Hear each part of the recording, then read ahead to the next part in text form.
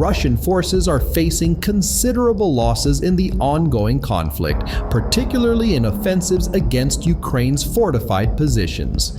The toll on the Russian military is rapidly increasing, depleting their resources faster than they can replenish them, despite having a substantial reserve of equipment. Without a strategic shift, Russia is heading towards equipment shortages. Each damaged or destroyed armored vehicle further diminishes the pool of available resources for future engagements. Ukraine's persistent efforts are steadily depleting Russia's stockpile, reducing their assets day by day. These losses extend beyond the immediate battlefield, impacting Russia's overall military readiness.